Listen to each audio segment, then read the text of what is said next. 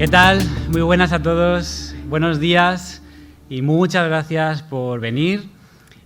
Sois unos pecadores, os habéis saltado la misa, pero vamos a dar aquí una pequeña homilía. Yo soy el monaguillo y después viene Jesús Callejo.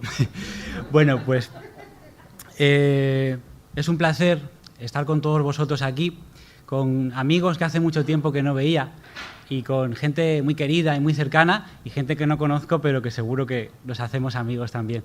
Realmente llevábamos mucho tiempo, y esta asociación también, pues sin poder hacer este tipo de eventos. Y ahora que ya podemos hacerlos, pues hace muchísima ilusión. Lo primero que yo quiero, ahora que se terminan ya hoy estas jornadas, es pedir de parte de todos un aplauso para la Asociación Mil Caminos.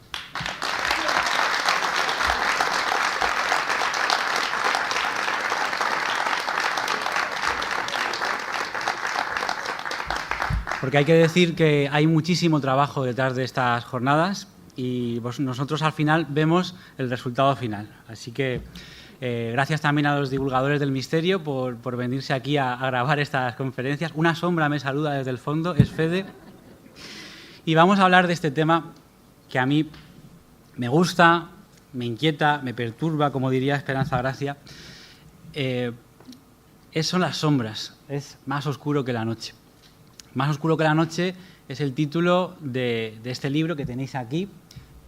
No hemos podido traerlo a las jornadas, pero se puede conseguir fácilmente.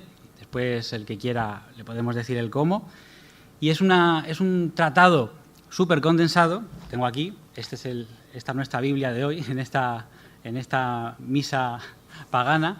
Y bueno, pues vamos a hablar de este tipo de figuras, apariciones completamente negras, oscuras, que han visto muchas personas y que algunos las llaman las figuras de la niebla, como estoy yo ahora entre la niebla. Bueno, este libro, que vamos a hablar de él, es el resultado de 6 o 7 años de investigaciones no continuadas, sino de forma discontinua, en distintos ambientes, recopilando testimonios de personas. Una de las cosas que más me interesan en este libro es reflejar lo que la gente dice cuando ha visto una sombra, cómo lo cuenta. Hoy, en este ratito, vais a escuchar qué es lo que dice la gente precisamente sobre las figuras, sobre estas figuras. Voy a ponerme aquí el móvil para no pasarme de tiempo y empezamos. Bueno, vamos a intentar definir qué son las sombras. Y, por ejemplo, tenemos a este mitólogo, músico, artista. Tiene un diccionario de símbolos y un diccionario interpretativo de este tipo de cuestiones, que es súper interesante. Juan Eduardo Cirlot, si podéis haceros con este libro, es para tenerlo en casa siempre. Es un volumen enciclopédico donde hay muchas definiciones curiosas como esto. Aquí le tenéis con la espada, un personaje peculiar. La sombra es el doble negativo del cuerpo, la imagen de su parte maligna e inferior. Bueno, de hecho voy a leeros la definición completa, que la tenemos en el libro y que es muy interesante. A ver, un segundito. Dice, como el sol es la luz espiritual, la sombra es el doble negativo del cuerpo, la imagen de su parte maligna e inferior. Entre los pueblos primitivos está generalmente arraigada la noción de que la sombra es un alter ego, un alma, idea que se refleja en el folclore y la literatura de las culturas avanzadas. Ya se ha indicado que es frecuente que el primitivo considere su sombra o su imagen en el agua o en un espejo como su alma o parte vital de sí mismo. Jung denomina sombra a la personificación de la parte primitiva e instintiva del individuo. Me gusta mucho Batman, no lo puedo ocultar. He visto la última película y me ha alucinado y vengo a traeros otra frase de sombras. ¿Quién es Batman? Pues Batman es ese superhéroe de DC que siempre va de negro, como la canción que hemos puesto, y que dice lo siguiente, en la película que está ahora mismo en los cines.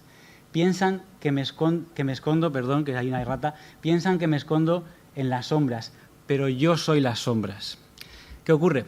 Que ahí tenemos la sombra como un lugar, las sombras, donde no llega la luz, es ese lugar donde está el misterio, donde está lo inesperado. Por eso es que las sombras tienen también esa connotación que puede dar un poco de miedo, porque en las sombras se representa lo desconocido. Cuando tenemos un pasillo oscuro que abra al otro lado, Cuando hay una puerta y lo único que vemos es oscuridad que abre al otro lado de la puerta. Esa oscuridad, desde tiempos inmemoriales, ha generado en el ser humano esa desazón, ese miedo a lo desconocido, y por eso el día que descubrimos el fuego como especie debió ser un día muy especial. Y aquí tenemos al susodicho, que no puede faltar en ninguna conferencia de misterio en la actualidad, porque ahí donde lo veis, este psiquiatra, discípulo díscolo de Freud, pues le interesaba mucho el misterio. Escribió sus libros sobre cosas que se ven en los cielos. Escribió sus libros y sus tratados y artículos sobre el tarot. Alucinante. No vamos a hablar hoy del tarot, pero fan total de este sistema de cartas. Y él hablaba de los arquetipos y el inconsciente colectivo. Él dice que hay una suerte de archivo oculto en todos nosotros, que lo hemos heredado desde la época de, vaya usted a saber, las cavernas y más allá, y que son una serie de conceptos muy marcados y digamos que son reconocibles aunque pase mucho tiempo. El arquetipo de la madre, el arquetipo del sabio, el arquetipo del embaucador, el arquetipo de la sombra. Esto lo podemos ver en las grandes producciones, en los grandes libros, en El Señor de los Anillos, en Star Wars. Vemos repetido este esquema que Joseph Campbell, este mitólogo, llamó el viaje del héroe. Ahí tenéis esa serie de cartas, por llamarlo de alguna forma, esos arquetipos, de los cuales uno es la sombra. Lo hemos dicho al principio, pero la sombra, para Jung, era una mochila que todos llevamos, que podíamos llamar nuestro lado oscuro. Volviendo de nuevo a Star Wars y todo esto. A mí me cae muy bien Darth Vader, por lo tanto tengo mucho... Y a Anakin Skywalker. En fin, quiero decir, todos tenemos un lado oscuro. El que crea que no es porque todavía no ha hecho introspección. Es porque todavía no ha trabajado la sombra, que se llama así en algunas culturas y sobre todo en la magia, digamos, en la magia moderna, Wicca y todos estos asuntos. El trabajo de sombras es pasar unos días de introspección para conocer y hacernos amigo de nuestro lado oscuro, como se suele decir también, hacer las paces con los demonios. Esto es algo que, según Jung, no tienen por qué ser aspectos negativos. Como por ejemplo, yo siempre soy un borde por las mañanas porque me levanto de mala leche. No digo yo, digo una parte negativa. Y no la reconocemos, por tanto no la aceptamos y por tanto no podemos trabajar para mejorarla. Entonces esas cosas van a la mochila, que llama una especie de mochila virtual que tenemos todos, y eso es la sombra de cada individuo. Luego existiría una sombra colectiva en la sociedad, que serían esos aspectos reprochables, que pueden cambiar de sociedad en sociedad. Por ejemplo, algunos aspectos artísticos, hoy en día quiero pensar que ya no tanto, y en España mucho menos, pero por ejemplo, que un chico bailara, antiguamente pues era reprobable y era castigable.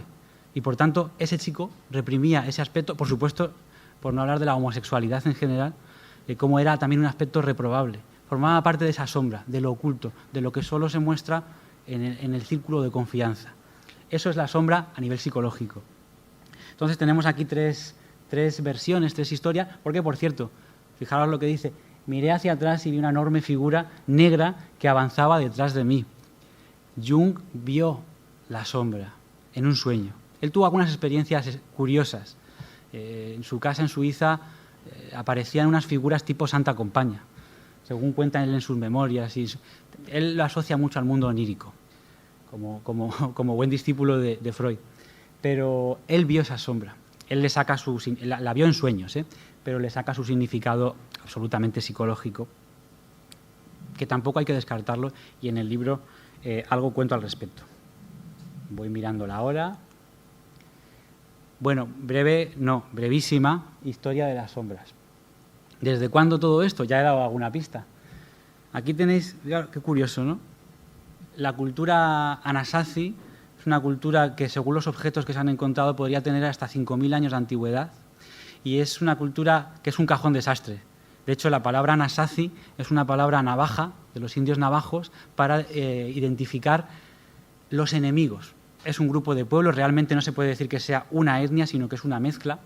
No vamos a hablar de esto en profundidad, simplemente deciros que tiene varios misterios. Los Anasazi, como tal, se fueron disgregando, se convirtieron en los indios Hopi, los indios Pueblo, pero como cultura cohesionada desaparece de un día para otro. Esto, bueno, seguramente será algún factor demográfico, algún cataclismo, pero bien, tienen ese misterio, que desaparecen así y lo dejan todo como estaba. Y como es una cultura prehistórica, en el sentido de que no dejó constancia escrita de cuáles eran sus tradiciones, más que son orales, y lo que puede un antropólogo interpretar viendo eso, que ya me contaréis, pues como estos son cosas que pasaron hace mucho tiempo y hoy no se sabe con certeza, la verdad, ni siquiera se sabe qué son las pinturas rupestres de las cuevas, exactamente para qué servían. Hay muchas teorías. Pues yo os lanzo la mía. Esto es un abrigo de roca, no es una cueva, es un abrigo que está en Utah, en el territorio llamado de las Cuatro Esquinas, en un lugar, por si queréis buscarlo, que se llama el Cañón Herradura, en inglés Horseshoe Canyon. Bueno, pues en este cañón se han encontrado, este se llama el panel de los fantasmas, como lo han llamado arqueólogos y demás, el panel de los fantasmas. Y lo que aparece, aparte de un mamotreto casi robótico que hay al fondo, que de ese no voy a hablar, pero los que están escoltando al mamotreto son sombras, vaya, o sea, son figuras completamente negras, de hecho serían del tipo ensotanados, que hay, luego comentaremos qué tipología hay, y esto es solo un recorte. En otros lugares de ese mismo abrigo, que es muy grande, hay otras figuras que tienen los brazos alargados y las piernas también, y son muy delgadas y estiradas. Vamos, lo que yo cuento en el libro. Entonces yo digo, bueno, ¿desde cuándo todo esto? Pues por lo menos tenemos constancia desde la época prehistórica. Y yo tengo una teoría también que, bueno, en las cavernas, y aquí podéis iros a Cantabria, a la Cueva del Castillo, o podéis iros a, quien tenga la suerte, a Altamira. Ahí tenéis unas figuras que están en la piedra, pero que según cómo las ilumines crean una sombra demoníaca, según nuestra perspectiva, o una perspectiva teológica, una forma monstruosa. Hay algunos expertos en el mundo de los títeres y el teatro de sombras que al ir a estas cuevas con una lamparita parecida a la que podrían tener una lámpara de tuétano, pues se han encontrado que al moverla de determinada manera, esa sombra cobra vida. Y piensan, ¿qué rituales, eso ya es especular, se podrían hacer alrededor de esa especie de dios telúrico o tónico que tenían en el interior de las cuevas? Otro misterio añadido es lo que se pintaba en el corazón de la cueva, en lo más profundo. Ahí tenéis esas pinturas del chamán transformándose en animal que son verdaderamente alucinantes. Entonces las sombras, ya sea en forma de pintura o ya sea en forma de juego de luces, nos acompañan, y por eso es un arquetipo junguiano, nos acompañan desde, lo tenemos en el ADN, herencia cultural de muchas generaciones, no muchas, de toda la vida, como se suele decir. Pero yo no puedo hablar de las sombras sin mencionar el perejil de todas las sopas, el antiguo Egipto. Hoy no voy a hablar de templarios, pero que son todos esos perejiles también. Pero ahí tenéis esa figura, es que eso no es otra cosa que una sombra. Ahí tenéis las 7 partes que tiene, según los antiguos egipcios, un ser humano se compone de 7 divisiones. El cuerpo físico, el cuerpo espiritual, el Ka, que ahí pone espíritu, pero el Ka es más bien la fuerza espiritual. El Ka es como las culturas asiáticas llaman el Chi. El Ki también, veis que también hay mucha similitud de palabras. El Ba, que es el alma en sí, el Ib, que es el corazón. Sabéis que los egipcios hay algunos órganos que no los guardaban en los vasos cánopos, sino que el corazón lo momificaban, lo embalsamaban y lo metían dentro del cuerpo, porque el corazón era como la pila para arrancar la vida ulterior, la vida más allá. Y había otro órgano, que esto es muy gracioso, que los egipcios tampoco metían en los vasos, era el cerebro. Lo sacaban con unos ganchos, metiéndolo por la nariz, sacaban el cerebro y sabéis dónde iba el cerebro, a la papelera. Porque pensaban que eso era una materia gris que no valía para nada. Y es verdad, no se equivocaban, eso hoy en día está bastante vigente. Algunos tienen ese cerebro, pero lo tienen porque tienen que tenerlo. Luego estaba el Ren, que es el nombre, que ahí tenemos lo de damnatio de la memoria. El nombre era importantísimo, el nombre de la persona era importantísimo. Cuando querían que esa persona desapareciera para siempre, se borraba su nombre. Y esto no solamente en la cultura egipcia, se ha hecho en otras culturas. El romper lápidas, el tachar nombres, porque si no se recordaba a esa persona, dejaba de existir. Pero no solo que dejara de existir en el sentido histórico, sino que literalmente su alma se deshacía, se acababa ahí. Se quedaba en la más absoluta, en el más absoluto olvido. En algunas tumbas egipcias, que no en todas, eso es otra curiosidad, de hecho no en tantas como consideramos, se ha pintado dentro de una especie de cajita o puerta una figura que es el Sheut. Bueno, dicho por Nacho Ares, y en este sentido no vamos ni a contradecirle ni a ponerle ni un solo pero, los egiptólogos no saben realmente qué es eso. Hay teorías como las pinturas de las cavernas, pero bueno, hay algunos que se arriesgan a decir que era una especie de doble del alma. Bueno, aquí tenemos, por cierto, amigos de la Sociedad Espírita, a los que mando un saludo y me alegro mucho de haberlos visto por aquí. Bueno, es un doble del alma, un doble etérico, podríamos decir. Dicen algunos egiptólogos que, según algunos textos, ya sabéis que el difunto, cuando fallecía, en la tumba tenía todo tipo de cosas, desde esclavos para el más allá, los usepti, eran unas figuritas que se le colocaban al difunto para que le ayudaran en el más allá.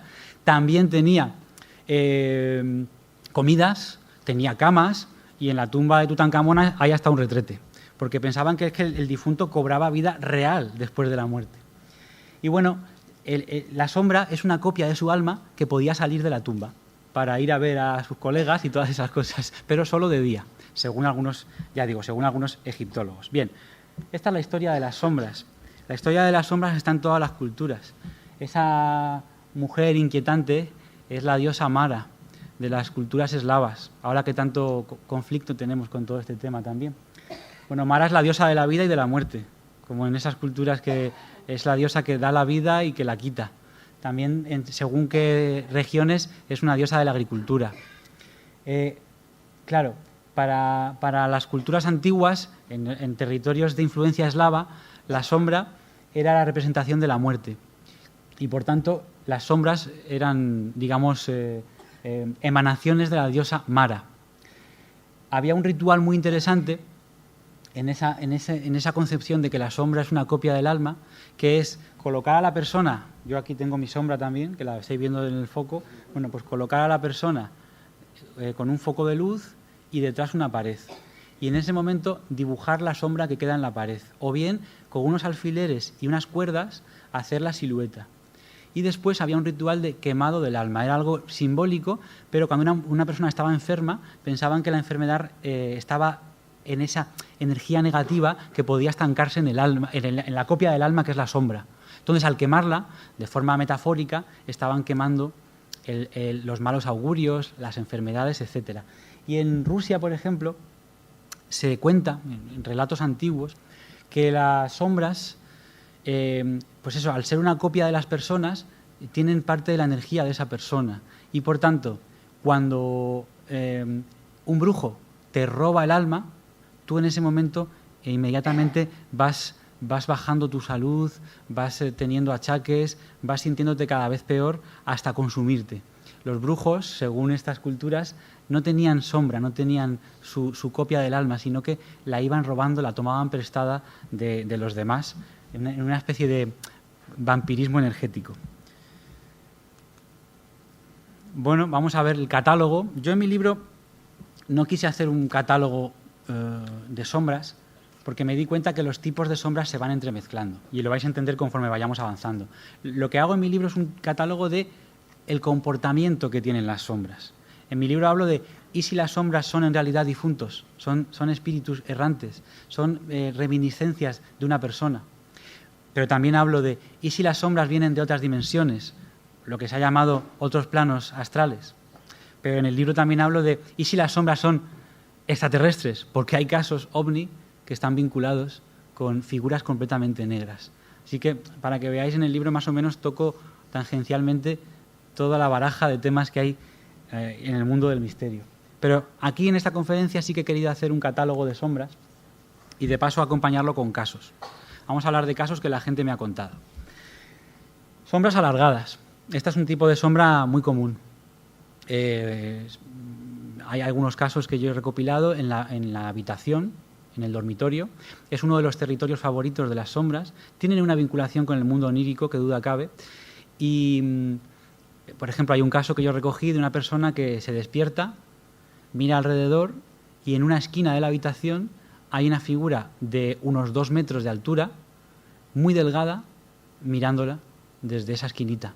No hay movimiento, se queda ahí, la persona se siente paralizada y en el momento en que puede recobrar su movimiento, su autonomía, enciende la luz y la sombra se ha marchado. Eso sí tendría que ver con un tema que se llama la parálisis del sueño. El caso de Davinia es muy interesante. Esta chica estaba echando de menos a su abuela, que había fallecido, y se acordaba de ella. Fue una tarde melancólica, una tarde de tristeza, porque se acordó de su abuela, y de repente el móvil se le pone así. No sé si os ha pasado, pero eso es el prólogo a que el móvil se te estropee para siempre. A mí me ha pasado en un sitio de poder, en un lugar de poder, el móvil se me quedó pantalla azul y tuve que llevarlo a reparación.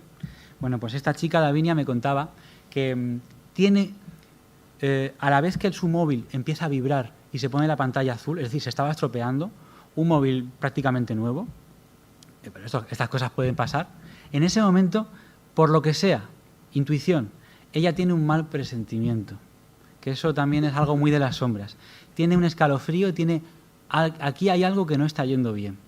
El móvil se queda así parpadeando en azul y entre tanto aparece junto a su cama. Ella estaba despierta, no es una parálisis del sueño, ella podía moverse. Aparece una nube negra, una especie de esfera sin forma, así como con bultos, una nube negra. Esto también es muy frecuente, según los casos que me ha contado la gente, una nube negra, y ella piensa, fijaros lo que piensa Davinia, me estoy acordando de mi abuela, ella le gustan estos temas de misterio, digamos, a lo mejor voy a tener una visita del más allá, sí, una visita de mi abuela.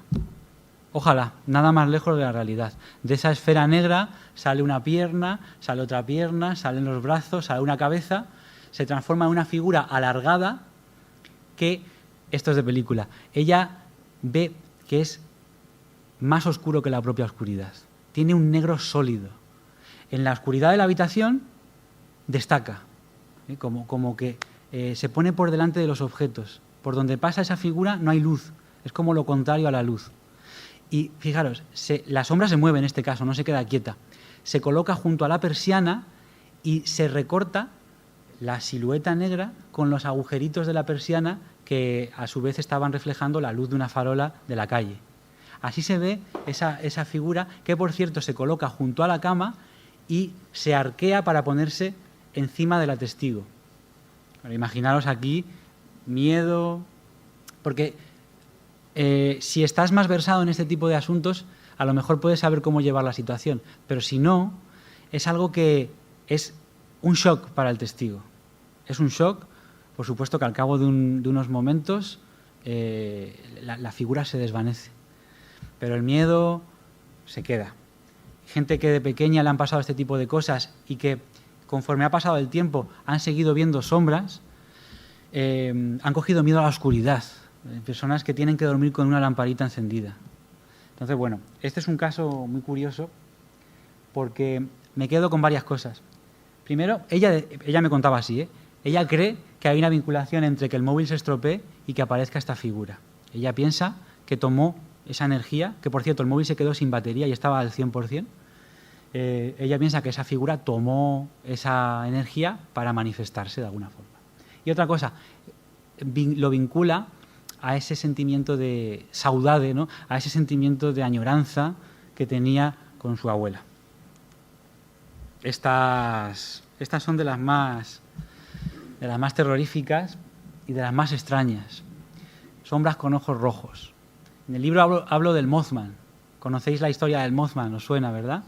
Está la película protagonizada por Richard Gere, pues La última profecía. El Mothman es una figura que apareció en los años 60 en Point Pleasant, en West Virginia, en Estados Unidos, y se describe como una figura gris oscura, casi negra, con una especie de algo así como alas. No está muy definido si tiene o no tiene cabeza, ni siquiera los brazos o las piernas. Mide 2 metros y tiene unos ojos rojos como 2 faros encendidos, que a veces ha perseguido a los coches y a veces simplemente aparece estática. Esto lo han tomado los habitantes del lugar como un mal augurio de algo que pasó después que es que un puente se rompió, el Silver Bridge, en esta población estadounidense, murieron varias personas y asocian la aparición de esta figura con que va a pasar algo malo. Hay varios ejemplos en este sentido, pero quiero contaros otro también de esos terroríficos y de esos que le puede pasar a cualquiera. Ahí tenéis el mítico reloj Casio, que también, ¿quién no ha tenido un reloj de esto, verdad? Ya sea en esta versión o metalizado, pero no sé si que sabéis que tiene una lucecita verde, que cuando le das al botoncito de la esquina superior izquierda, tiene una lucecita verde muy característica. Entonces, el testigo se llama Daniel y tenía por entonces 8 años, era muy pequeñito, y resulta que se despierta. Él dormía mirando a la pared, se despierta, mira la hora, es temprano, no recuerdo si las 3 o las 4 de la madrugada, estaría bien que fuera a las 3 porque a las 3 pasan muchos fenómenos extraños, pero bueno, él se da cuenta de que es muy temprano y lo que hace como cualquiera, acurrucarse más y darse la vuelta. Al darse la vuelta, ya no está mirando a la pared, está mirando a la habitación. Encuentra a su altura, y su cama era baja, porque era la parte de abajo una litera, a su altura, a escasos centímetros, una figura completamente negra con los ojos rojos que está mirándole. Él no sabe si está sentada o es un niño o algo pequeño, pero el grito que pegó se escuchó en toda la casa. Vinieron corriendo sus padres pensando que había algún problema. Y de nuevo, al encender la luz, la sombra ya no estaba. Estas sombras de ojos rojos nos pueden estar avisando de algo o simplemente lo utilizan como una amenaza, porque yo estoy seguro de que uno de los objetivos de estas figuras es dar miedo. Y de hecho, cuando el testigo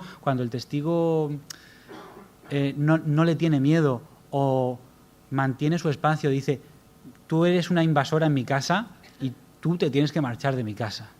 Enciendes un palo santo y se lo pasas por todas partes y entonces la figura desaparece. No, pero de verdad que cuando se les planta cara, cuando se empodera uno, que esa palabra también está muy en boga, cuando se empodera uno o una, la sombra se hace pequeñita, se marcha. Entonces, una de sus cualidades es infundir terror. Y lo del rojo siempre, a veces me han preguntado, ¿por qué? No amarillos o blancos. Bueno, simplemente, primero que estamos hablando del significado de los colores. En cada cultura pueden ser muy distintos, pero bueno, en nuestra cultura el negro es el color del luto, no cabe duda. Por eso las sombras se han asociado muchísimo, con que son encarnaciones de la muerte. Y el rojo es un color de peligro, de sangre y de advertencia. Las señales de tráfico utilizan mucho este color, por ejemplo. Es muy visual. Bien. Bueno, vamos muy bien de tiempo, ¿eh? Quiero deciros que estas figuras, cuando aparecen en la habitación, parece que tienen algún vínculo con el propio testigo. Es decir, para mí personalmente, y ayer lo hablaban algunos compañeros, como Miguel Pedrero, con el tema de los ovnis, hay algo en el fenómeno que interactúa con la mente de la persona. Es decir, hay algo que sabe lo que estamos pensando o sabe lo que nos puede dar más miedo y tomar esa forma. De hecho, hay personas que han visto sombras y antes de ver esas sombras han escuchado una voz que les llamaba por su nombre, como si la sombra se estuviera anunciando de alguna manera. Ahora vamos a escuchar un testimonio. Aquí tenéis uno de los más míticos. Cuando hablamos de sombras, este es uno de los más conocidos, de los más temidos, de los más representados, como tenéis ahí un dibujo, el hombre del sombrero. Claro, aquí estamos hablando de que son figuras que parece que su propósito es desconcertarnos, cuando no incluso aterrorizarnos, pero por lo menos desconcertarnos. O sea, que su propósito parece que fuera hacer que nuestra mente se descoloque de alguna forma, minar nuestra cordura. Hay personas que han acabado, bueno, a ver, y esto es muy sano, han acabado visitando pues, a un psicólogo o incluso a un psiquiatra en casos donde estas figuras se mostraban incluso un tanto agresivas. En fin, el hombre del sombrero es una de esas que suelen aparecer en la habitación. Y ahora contaremos por qué puede ser ese sombrero. Vamos a escuchar una experiencia que me la cuenta, os la va a contar a todos, Rubén, que es un testigo que ha tenido alguna otra experiencia parecida, pero esta es muy impresionante. Escuchad lo que dice y ahora os cuento un poquito mi impresión sobre este caso. Vamos a poner.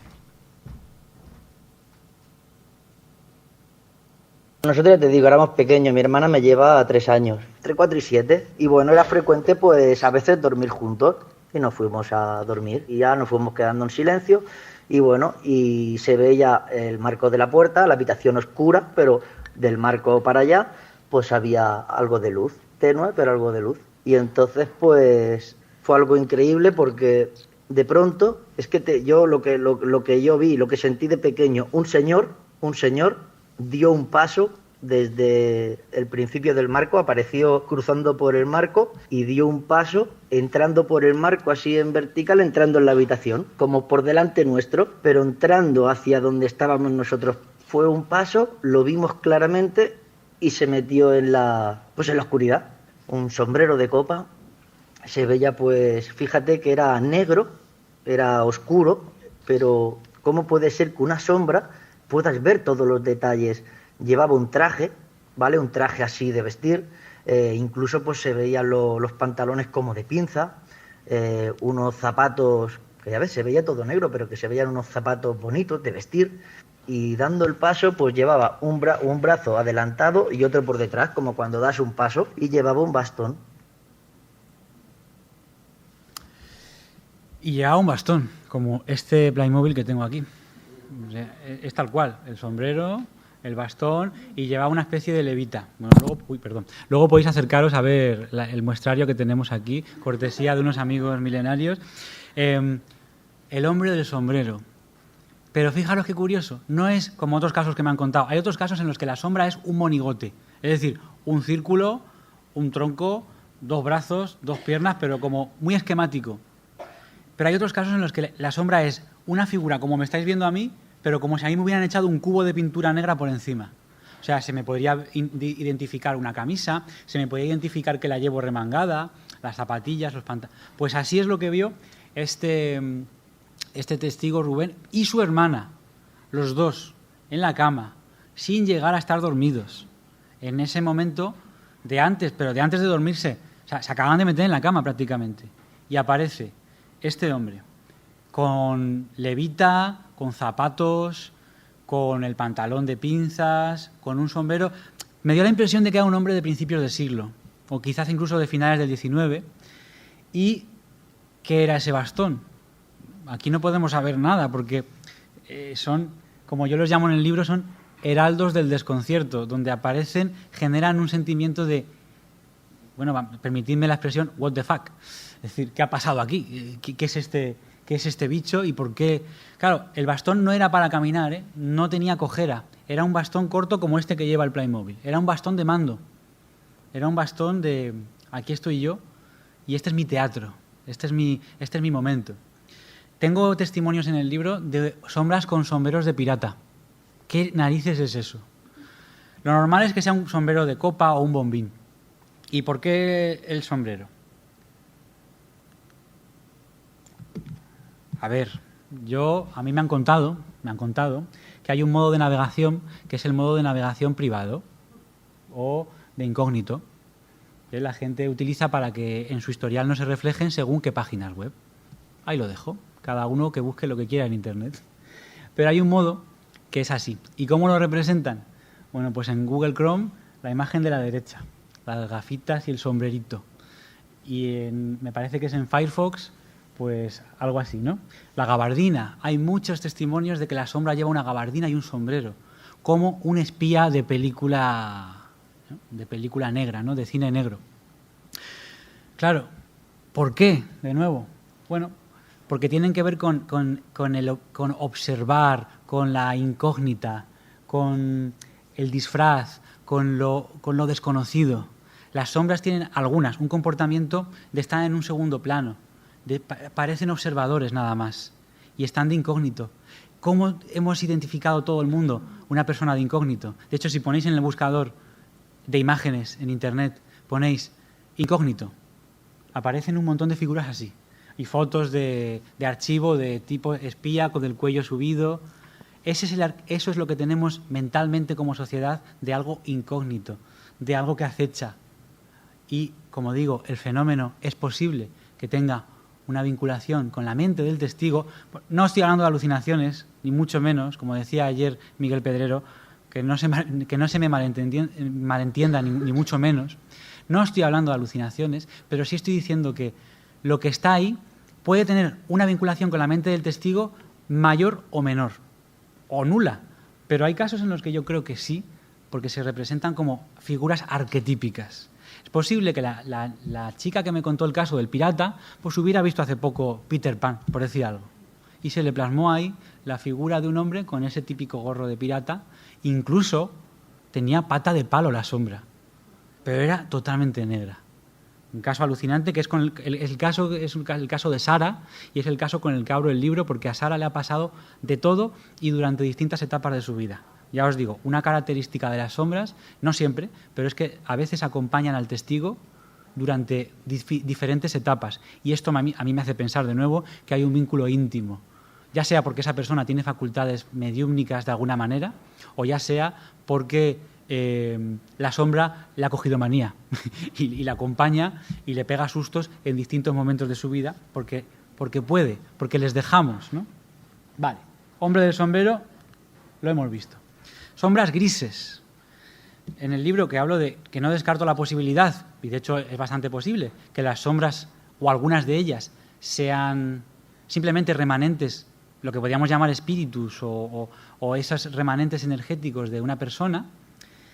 Y aquí vamos a contar un caso de una mujer que trabaja en una residencia de ancianos, lugar donde, por desgracia, pues la muerte está muy presente, los augurios están muy presentes, y las sombras y los fantasmas, si eres un poco... Además, a Mary le gustan estos temas, entonces ella está, aparte de que es auxiliar, está investigando. Alcoba tras alcoba, pasillo tras pasillo, y ella nos va a contar cómo ella, con su acento granaíno, pues ha visto las sombras. Hola, mi nombre es Mary y hace bastantes años que trabajo en una residencia de ancianos como auxiliar. Y en muchas ocasiones, pues, hablando de las sombras, he visto sombras. Lo mismo estás trabajando tú en tu faena y ves pasar por el rabillo del ojo algo gris oscuro, miras y no hay nada. Estás con un pasillo adelante con algún compañero en alguna faena o lo que sea, mira hacia detrás creyendo que viene alguien detrás también y mira y tampoco lo mismo. Ves que como una sombra que justo cuando miras desaparece. Y lo más reciente que me ha pasado fue porque estaba yo en el turno de noche y al final de un pasillo vi una sombra salir como de una habitación y meterse en la habitación de enfrente. Y era una silueta gris que estaba muy bien definida como si fuese de una mujer, y justo después se encendió el sensor de luz. Bueno, pues también me ha contado Mary, en otro momento me contó que ella vio salir de una habitación una sombra, no sé si os acordáis de Alfred Hitchcock Presenta, y aparecía su sombra, así con los mofletes. Pues eso lo vio ella salir de una habitación, algo parecido, vaya, arquetipos que están metidos en la mente. Bueno, pero es que al día siguiente murió el anciano que estaba en esa habitación. En el Reina Sofía, sabéis que el museo fue durante más de 300 años hospital. Hay una historia sobre que los pacientes veían una figura negra cuando estaban a punto de irse al otro lado. Y esto es muy frecuente en lo que se han llamado los fenómenos en el lecho de muerte. Que la persona vea que vienen a buscarla, ya sean familiares fallecidos o a veces no son familiares, son el paciente dice quiénes son esos de negro que me están molestando y que están aquí en la habitación, qué es lo que quieren. Bueno, aquí yo no soy, en este sentido, pues yo no soy especialista en la medicina, podríamos hablar de muchas cosas, podríamos hablar de morfina, podríamos hablar de muchas historias, pero yo creo que ese otro lado se comunica con nosotros, y para quien quiere ver, y precisamente el lecho de muerte nos genera, pienso yo, un estado diferente de la conciencia, lo mismo que los sueños. Y lo mismo que también sospecho que el embarazo debe ser algo así. La siguiente historia es de Mary y es una sombra totalmente desconcertante, como casi todas. Voy a pasar diapositiva, porque si ya es extraño, sombra negra, ojos rojos, lo que ella llama sombra blanca, que es un sinsentido. Porque sombra pues siempre es gris o negra, pero sombra blanca se refiere a que es una figura como esa, desdibujada y completamente blanca. Así nos lo cuenta, y tened en cuenta que ella estaba embarazada en ese momento. Y si nos remontamos a 30 años atrás, pues fue cuando yo tuve mi primera experiencia con las sombras, pero en este caso era una sombra blanca. Estaba yo limpiando porque me iba a trabajar de tarde y estaba limpiando pues con las prisas normales. Y vi por el rabillo del ojo como que en el sillón a mi izquierda algo blanco, como un hombre sentado en el sillón. Entonces no le di cuenta, pero seguí y ya lo miré de frente y era una silueta de hombre blanca, perfectamente la vi sentada en el sillón y era con la cabeza inclinada hacia debajo, las piernas cruzadas y las manos las tenía también cruzadas sobre las piernas.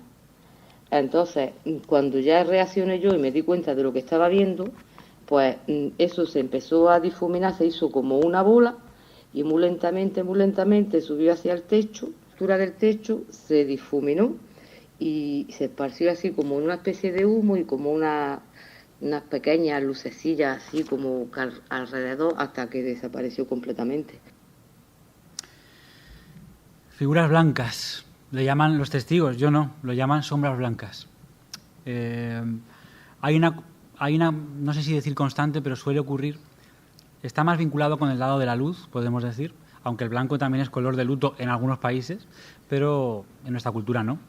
Y suelen ocurrir que las sombras negras parecen como densas, que están entre nosotros, no suelen elevarse, y por lo menos los testimonios que yo he recogido de figuras blancas, que no son muchos, es raro, suelen estar en una posición elevada o que se elevan después, tal y como contaba Mary, que ese señor que estaba como con las piernas cruzadas y los brazos cruzados, en un momento dado se transforma en luz, en blanco, sube y se evapora. Y quiero contaros un caso, pasando a otro tipo de sombras. La Llorona, las plañideras, el negro luto, las mujeres enlutadas de la España profunda, las urdes, por ejemplo, en Extremadura. Claro, hay esa, ya lo hemos contado, no voy a abundar mucho en el tema, pero hay esa vinculación entre el negro y la sombra, entre el negro y la muerte. Y el caso de Yolanda es un caso muy curioso porque nos dice lo siguiente. Yolanda tiene una percepción especial, curiosamente heredada por su padre, que no es tan habitual, suele ser heredada por la línea materna, abuelas, madres, etcétera. Pero su padre lo había heredado de su madre, la que sería la abuela de Yolanda. La abuela de Yolanda tenía unos sueños muy extraños, muy de vez en cuando. Ella soñaba con un caldero, de estos de bruja, que flotaban unos huesos. Tela, ¿eh? Bueno, pues cuando soñaba eso, alguien del pueblo moría. Su padre soñaba con figuras negras, muy de vez en cuando. Aparecían unas sombras en sus sueños. Eran sueños especiales. Los testigos recuerdan estos sueños como no ordinarios, no como un sueño cualquiera. De hecho, yo tengo casos en el libro de personas que nunca jamás se acuerdan de sus sueños, pero solo se acuerdan cuando han soñado con una sombra o cuando han tenido una pesadilla muy fuerte, ¿no? Bueno, pues el padre de Yolanda, cuando aparecía una figura negra en sus sueños, una vez murió un familiar y otra vez murió un vecino del pueblo, una persona que vivía en una casa muy cerca de la suya. Y Yolanda tuvo, en el sentido de lo que hablábamos antes, de las sombras blancas, una experiencia rarísima, que es, estaban quemando unos monos de trabajo de su abuelo, que estaba malito. Y resulta que cuando quemaron esos monos de trabajo en el jardín, en una hoguera, ella vio salir del humo unas figuras como blanquecinas que, como en procesión, se elevaban. Atención a la rareza del caso. Bueno, ¿sabéis lo que hizo Yolanda, que me lo contaba? Se tapa los ojos, se restriega los ojos, mira para un lado, mira para otro, y eso sigue subiendo. Las figuras blancas salen de allí. A las pocas, no sé si llegó a 2 semanas, murió su abuelo. Bueno, pues como otro de estos augurios que ya le venía de herencia familiar. Y en el caso con el que abro el libro, el caso de Sara, hay una experiencia alucinante que tiene que ver con un tipo de sombra terrorífica, es que se le ocurran para dar miedo. Las sombras reptantes. Imagínate que estás en tu habitación y ves que en el suelo hay figuras humanas reptando por los suelos negras. O sea, miedo te tiene que dar.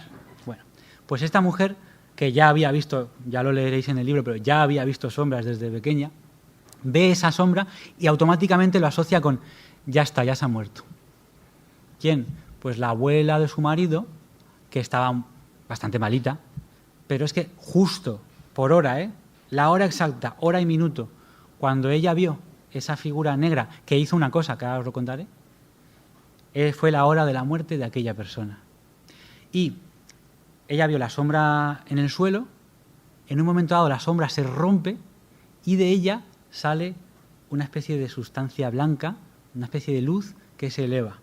Aquí nos meteríamos en el mundo de la teosofía y en el mundo de las experiencias fuera del cuerpo, que si no recuerdo mal, viene enseguida. Ya.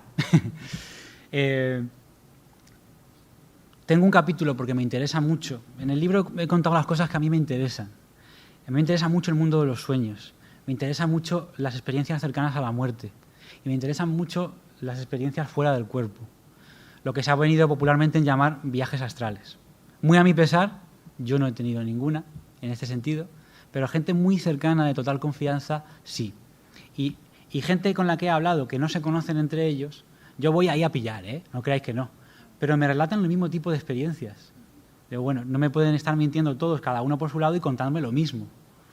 Esa separación del cuerpo, esa sensación de ligereza y esos encuentros a veces con algunas cosas. Hay una película que me encanta, que se llama Soul, de Pixar. Una película preciosa, también enigmática.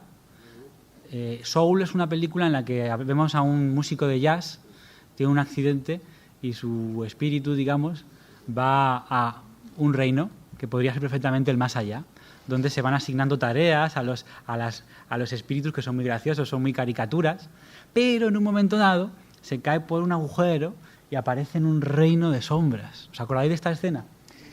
Y ahí aparece un barco fantástico, lleno de colorines, que está tripulado por Astro Viento Lunar, que es un hippie de no te menés, que en realidad trabaja haciendo publicidad, es un ser humano, pero que está de viaje astral en ese momento. Y se encuentra en este reino de sombras con esas figuras. Hablan de ellas y hablan de que tienen que ver con las pasiones y los deseos humanos. En el libro yo cito un diálogo de la película. Esto se ha llamado también, por ejemplo, el doctor Miguel Ángel Pertierra, que si le conocéis, pues él tuvo una experiencia cercana a la muerte y ha investigado mucho este tema. Él lo llama las figuras de la niebla, porque en algunas ECMs, sabéis que las experiencias cercanas a la muerte, lo digo muy rápido, son unas experiencias de una muerte aparente, de un coma, de algo que sale mal durante una operación, un accidente muy fuerte, la persona desconecta de su cuerpo, se sale, puede ver cómo la están operando, puede dar detalles de la operación muy precisos, que es imposible que supiera, y en ese momento, si todo va bien, se eleva hasta entrar en el famoso túnel de luz, y en un momento dado de la experiencia, algo, un ser, una voz o un ser, como una especie de guía, un Virgilio, si hablamos un poco en términos de la Divina Comedia, le dice, no es tu momento, tienes que volver. A la persona le fastidia muchísimo eso, porque allí se está muy bien, dice. Allí se está muy bien, como una forma, de una manera indescriptible. Pero la persona tiene que volver, tendrá cosas que hacer en este mundo, y en ese regreso se caga en todo, voy a decirlo así claramente, porque siente los dolores, cosa que antes no sentía, siente los tubos, siente todo. Pero ha perdido el miedo a la muerte, porque ya ha visto el otro lado. Bueno, pues las experiencias se nos han comentado, posiblemente Raymond Moody, que es uno de los pioneros en estos temas, tenga parte de la responsabilidad, como experiencias muy dulces, muy bonitas, pero hay experiencias cercanas a la muerte, vamos a decir grises, cuando no incluso, por hablar en forma teológica, infernales, donde la persona lo ha pasado muy mal y ha regresado a su cuerpo con miedo de, ostras, esto es lo que me espera, ya me puedo portar bien, porque han visto paraísos, o sea, parajes o paisajes infernales. Pero yo voy a hablar de que las sombras aparecen, que es lo que llama Pertierra, el doctor Pertierra, las figuras de la niebla. Las sombras aparecen durante las experiencias cercanas a la muerte. Hay una página web interesantísima que es la Near Death Research Foundation, o sea, la fundación de las experiencias cercanas a la muerte, donde la gente, después de pasar por consulta y demás, en una especie de foro, hay cientos y cientos de casos, la gente pone allí sus casos. ¿Cómo fue mi ECM? Y bueno, buscando, hay unos cuantos casos que tienen que ver con sombras. Por ejemplo, una chica dice que tuvo esa separación del cuerpo, se marchó del lugar donde estaba y apareció en un sitio donde estaba lleno de unas figuras negras que parece que caminaban con prisa hacia algo que había al fondo del panorama. Había un círculo de luz, una esfera de luz, donde algunas sombras ella veía cómo se metían. Cuando ella consigue llegar hasta el círculo de luz, hay una sombra que la coge del brazo y le dice: no es tu momento, tú no puedes pasar por aquí, porque este es un camino solo de ida. La chica se queda muy triste porque ve que ese círculo de luz es positivo, es cálido, y además siente como que la está succionando, como que la atrae hacia ella, hacia el círculo. Pero en ese momento despierta en el quirófano y ya está, hasta ahí la experiencia. Estas figuras aparecen como si estuvieran en una especie, por llamarlo de nuevo, es que la religión nos ha influido mucho, una especie de purgatorio, en un reino intermedio, por decirlo de alguna manera. Y aparecen algunas deambulando, según los testimonios, algunas como perdidas, como el gif que hay de John Travolta, que hace así, bueno, pues que aparecen: ¿dónde estoy? ¿Qué hago aquí? Son esas figuras que están como perdidas, pero que van buscando esa luz. Es muy metafórico, las figuras negras que buscan la luz. Bien, pues en el libro hay un montón de experiencias que relato que tienen que ver con algo parecido. Y luego hay otras figuras que aparecen como jueces. Esto es súper curioso. Por cierto, en las ECMs también hay un momento, no siempre, que el testigo hace una revisión de su vida. ¿Qué has hecho bueno? ¿Qué has hecho malo? Ya los egipcios lo hacían, el pesaje del alma y todo esto, ¿no? ¿Qué has hecho bueno? ¿Qué has hecho malo? Y te lo ponen como en imágenes, fotogramas. Bueno, la ciencia está estudiando hoy cómo efectivamente en los últimos estertores del cerebro humano son para hacer un repaso de nuestra vida. Eso es un mecanismo, digamos, cerebral interesantísimo. Bueno, pero una persona cuenta en este foro de experiencias cercanas a la muerte que ella vio unos seres encapuchados reunidos en un cónclave que parece como que estaban hablando de ella. En plan, ¿dónde la mandamos? ¿Para arriba o para abajo? En ese momento se despierta y no hace falta que hagan ese juicio, pero que quiero deciros que algunas veces esas figuras, sobre todo vestidas como de monjes, figuras negras, gris oscuro, aparecen en las experiencias cercanas a la muerte. Bueno.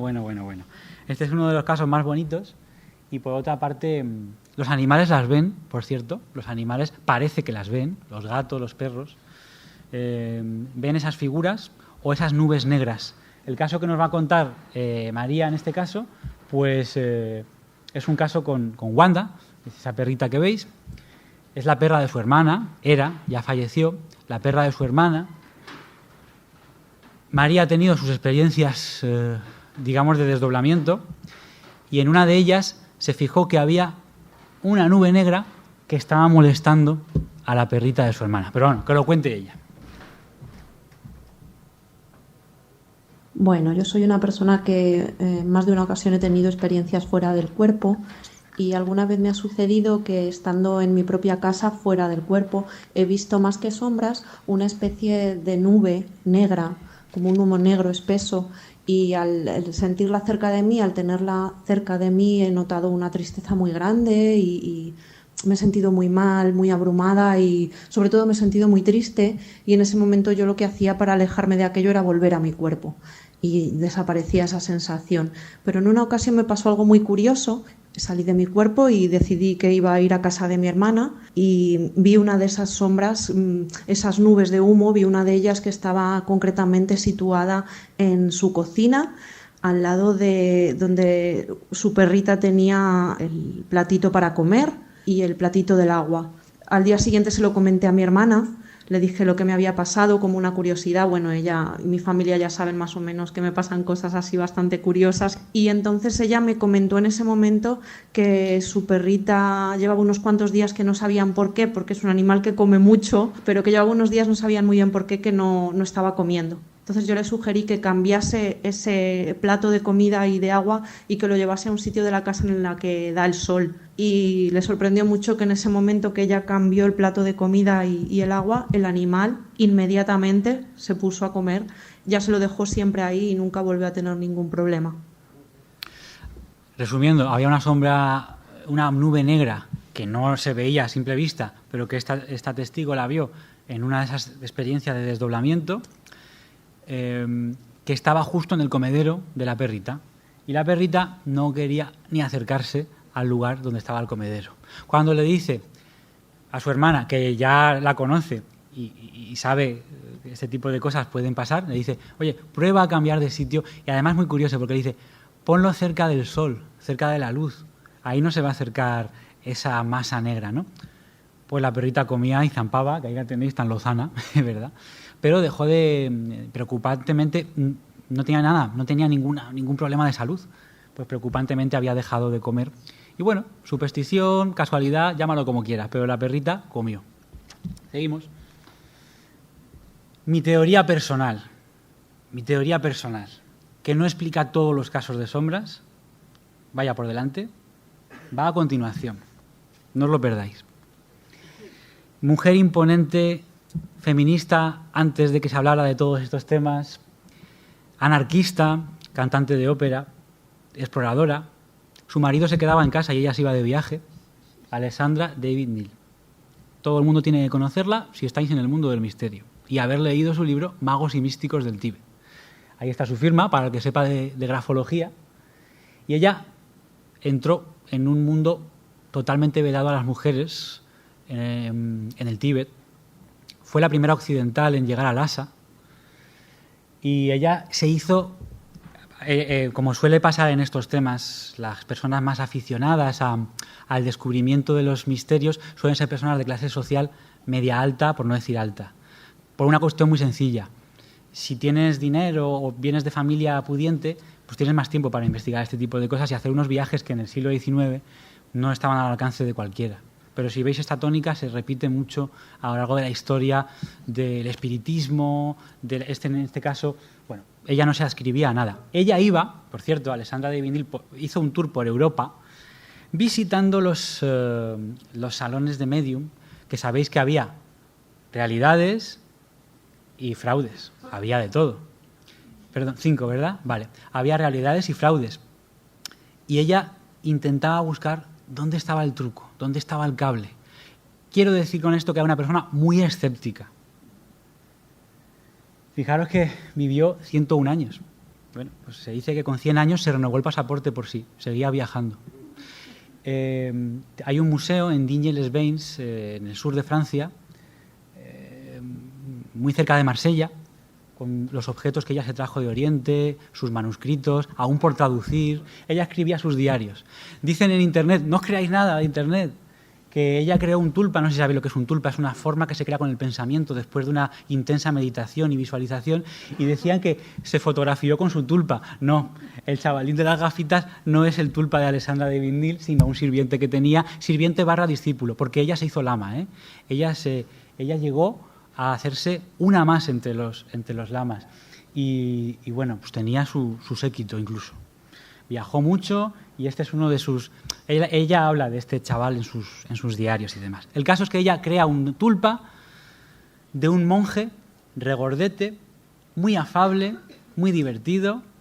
Ella se concentra y la figura aparece como un holograma, pero al principio solo lo ve ella. Con más concentración, ella llega a formar algo tan consistente que otros lo ven, confundiéndole con que le había visitado un monje. Oye, hemos visto que ha venido a tu casa a visitarte un monje. Y ella decía, no, es el tulpa.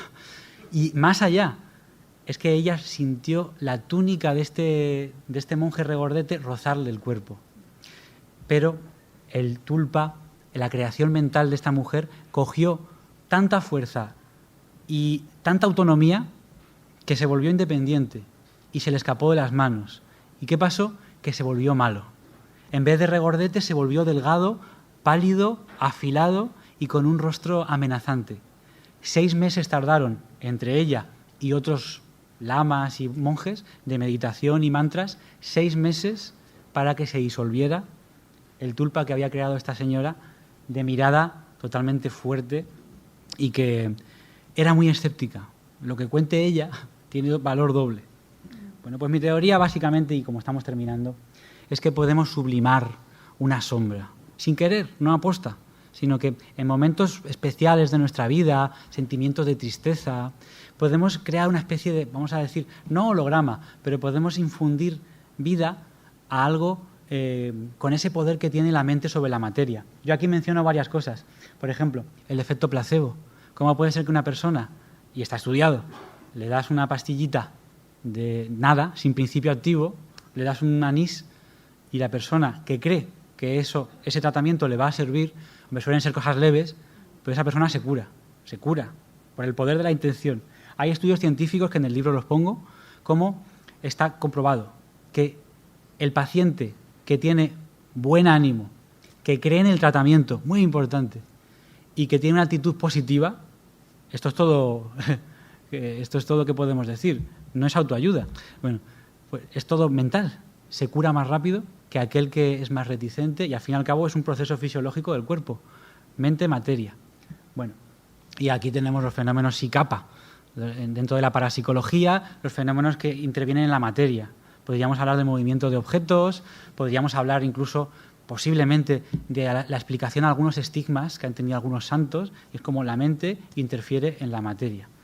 En el libro profundizo mucho más en eso, pero vamos, mi teoría es que en algunos casos, repito, no en todos, una persona en determinado estado podría llegar a crear involuntariamente una figura de este tipo. Y es más, podría canalizar su propia percepción, por ejemplo, en el caso de los augurios de la muerte, ese augurio podría canalizarlo de tal forma que proyecta esa sombra como que le está avisando de, ojo, algo malo va a pasar.